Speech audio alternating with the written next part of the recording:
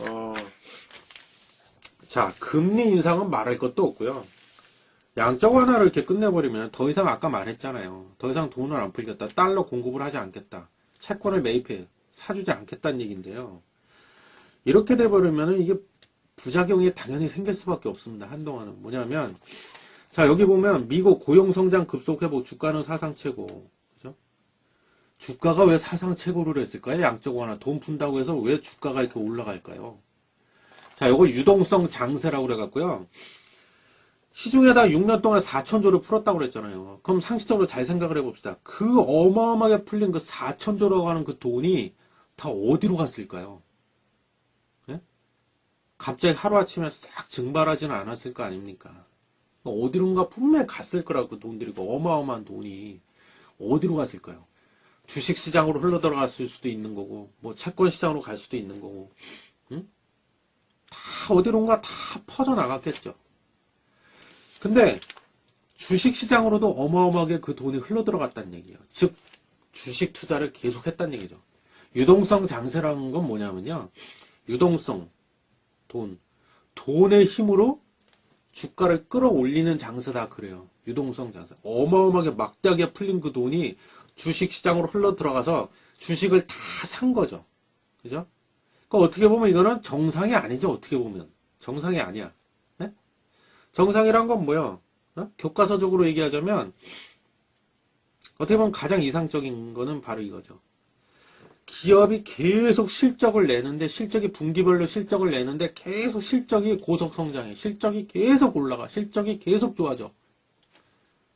그래서 그 기업에다가 사람들이 계속 주식 투자를 해서 주가가 올라가는 거. 그게 어떻게 보면 가장 이상적이고 바람직한 거죠. 근데 실제 현실에서는 꼭 그렇지만도 않다.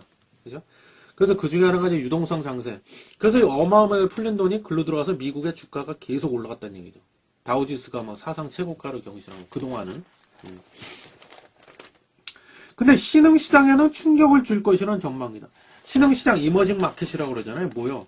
개발도상국이랑 비슷한 건데 개발도상국과 선진국 사이에 있다고 그냥 쉽게 말씀드릴게요. 그 사이에 정도 있는 대표적인 게 우리나라. 그죠? 이제 그냥 경제 성장이 그냥 꿈틀꿈틀 되면서 경제 성장이 일어나면서 이제 발전하기 시작하는 나라. 개발도상국의 단계를 이제 지나친 시장. 넘어선 시장, 국가. 그걸 신흥국, 신흥시장 보통 그러죠. 거기서는 충격을 줄 것이다. 더 이상 유동성 공급이 안 된다는 얘기죠. 요거는 좀 더 부연 설명드리면 뒤에 나오는 여기 기사에 보니까 뒤에 또 나오는데 금리 인상, 금리와 연관지어서 같이 설명드릴게요. 조금만 있다가. 전대미문의 양적 완화는 3차까지 이어지면서 6년간 그저 나오죠. 약 4조 달러가 전 세계에 풀렸다. 이 4천조가요. 미국 시장에만 들어간 게 아니죠. 전 세계로 또 풀려나왔다는 얘기죠. 6개 주요국 통화 대비 달러 가치를 보여주는 달러 인덱스. 달러 인덱스가 뭐냐면요. 지금 현재 여기 나와 있잖아요. 6개 주요국 통화 대비. 그죠? 6개 세계 경제를 떠받치는 중요한 그런 나라, 6개 나라가 쓰고 있는 통화 그게 있을 거 아니에요. 우리나라는 원이라고 그랬잖아요. 그죠? 중국은 뭡니까? 위안화. 이런 것과 비교해서 지금 현재 달러의 가치가 어느 정도 수준에 이르러 있느냐, 그거를 어떤 그 척도예요. 바로미터. 그거를 볼 수 있는 그 척도. 달러 인덱스인데, 달러 인덱스가 장중 86.041로 급등했대요. 3주 만에 최고치를 기록했다. 이 말은 뭐야? 달러의 가치가 갑자기 확 올라갔다는 얘기죠. 달러의 가치가 왜 올라갈까요? 당연히 올라가지. 왜? 양적 완화 종료한 다음에 더 이상 달러를 공급 안 하겠다는 얘기야. 스톱. 그럼 어떻게 돼요? 지난 시간에 제가 환율 얘기하면서 그랬죠. 환율 얘기할 때.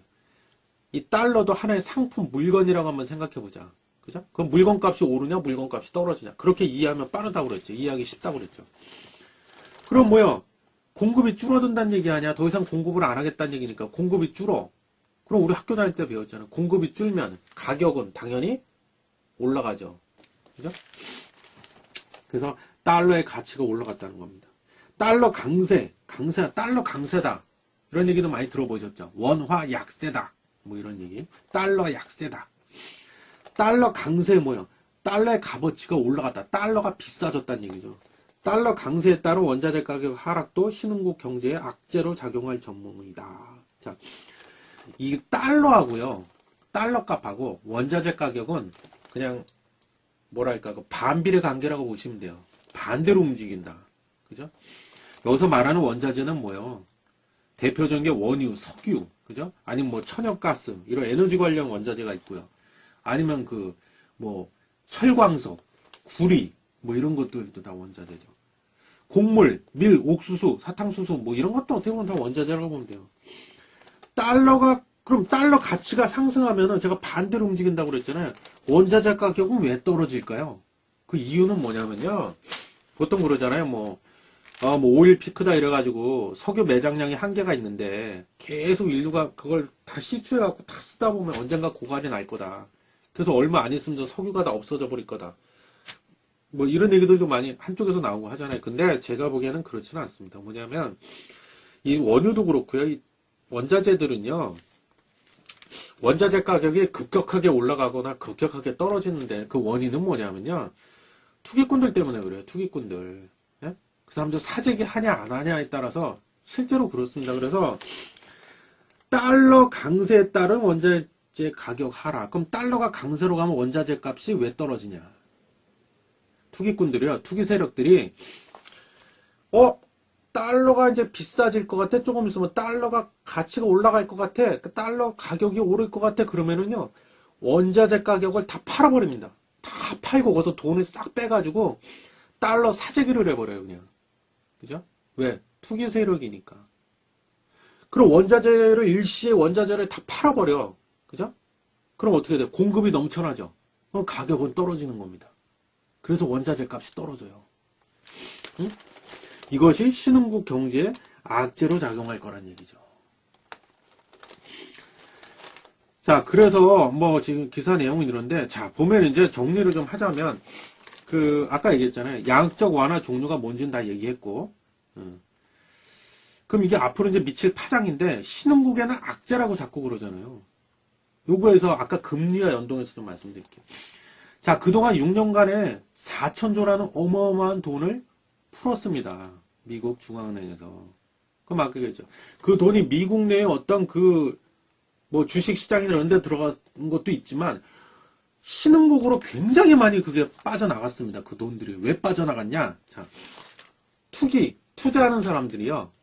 자, 금리도 2008년도에 금융위기 터지면서 금리도 거의 내렸죠. 굉장히 이자가 싸졌습니다. 그러면 여러분들이 만약에 투기하는 사람이라고 한번 칩시다. 그러면은 뭐 저도 마찬가지고, 야, 이자가 졸라 싸졌네? 그죠? 그러면 어떻게 돼요? 그리고 시중에는 돈이 막 넘쳐나. 여기서서 막 달러가 넘쳐나니까 제발 이 달러 좀 갖다 쓰세요, 여러분. 막 이렇게 나오네. 이자도 우리 쥐꼬리만큼 받을게요. 그러면 자, 그거를 싼 이자로 다 빌려다가요. 외국에 나가서 특히 아시아 신흥국, 뭐 한국도 마찬가지지만 이런데 주식이라든가 채권이라든가 이런 데다가 막 투자를 해버리는 겁니다. 막. 그죠? 그거를요, 보통 우리가 캐리 트레이드라고 그래요. 캐리 트레이드. 또는 이거를 뭐, 그래서 거기 그 사용된 돈을, 자금을 캐리 자금이다 이렇게 얘기하는데요. 좀 이해 가세요? 네? 그래서 예를 들어 우리나라로 치자면은 외국에 그런 거를 빌려다가 그 캐리 자금을 땡겨다가 우리나라 주식시장 코스피나 코스닥에다가 엄청나게 투자를 했어. 뭐 현대차, 삼성전자 예를 들면 이런 거를 주식을 어마어마하게 사들였어. 그죠? 그래서 주가를 막 끌어올려놨어. 근데 미국에서요, 만약에요, 금리를 올려버린대. 금리를. 즉 이자를 올려. 그럼 어떻게 돼요? 네? 어떻게 됩니까? 내가 거기서 돈을 싼 이자로 빌려왔는데 갑자기 이자가 올라갔어. 그럼 난 그 돈 빌렸으니까 갚아야 될 거 아닙니까? 그죠? 갚으려고 하는데 그 원금도 갚아야 되고 이자도 같이 갚아야 되는데 이자가 갑자기 올라가네? 그럼 어떻게 돼요? 여기서 내가 예를 들면 한국의 주식시장에서 주식에다가 잔뜩 투자해놓은 거를 다 팔아버리겠죠. 다 팔고 왜 그걸 갚아야 되니까. 다 팔죠. 그죠? 그러면 급격한 자본 유출이 일어나는 겁니다. 우리나라 한국에서 봤을 때. 그러면 외국인 자금이 썰물 빠지듯이 싹 한 번에 다 빠져나가 버리면 우리나라 주가는 어떻게 됐습니까? 코스피나 이런 거는 폭락 주저앉게 되는 겁니다. 그죠? 물론 뭐 제가 이 주식시장만 대표적으로 예를 들었는데요. 이런 그 파급 효과 부작용은 꼭 주식시장에서만 일어나는 건 아니죠.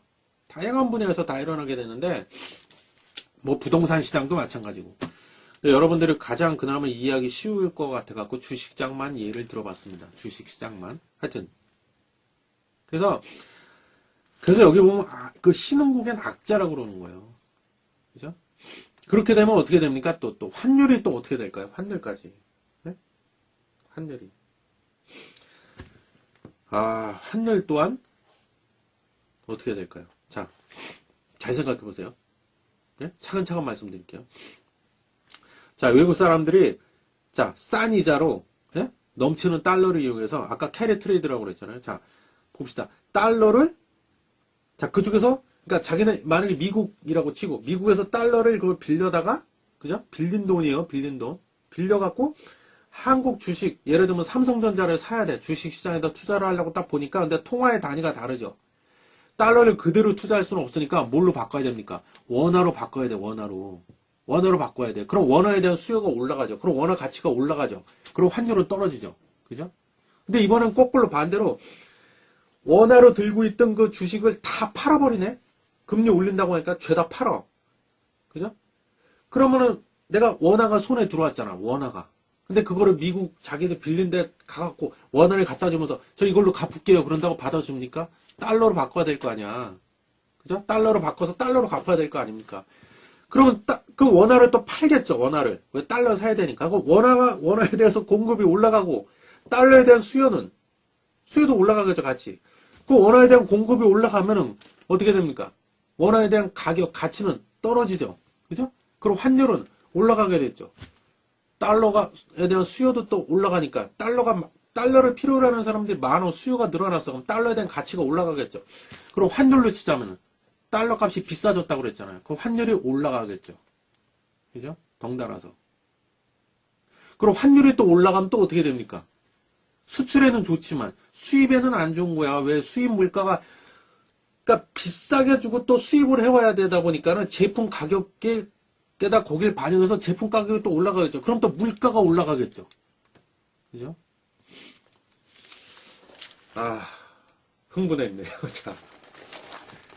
아무튼, 정리하면 그래서 양적 완화를 미국 중앙은행에서 이번에는 말도 많고 탈도 많았던, 한다 안 한다, 맨날 말도 많고 탈도 많았던 양적 완화를 종료한다고 공식적으로 선언을 했고요.